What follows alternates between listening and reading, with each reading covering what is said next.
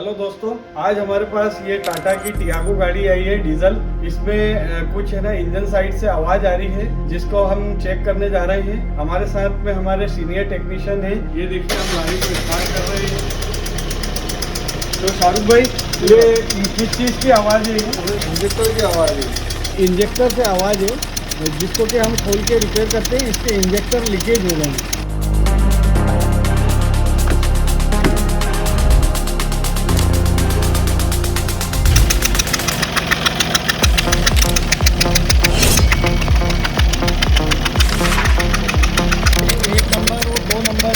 Leakage हो रहे हैं।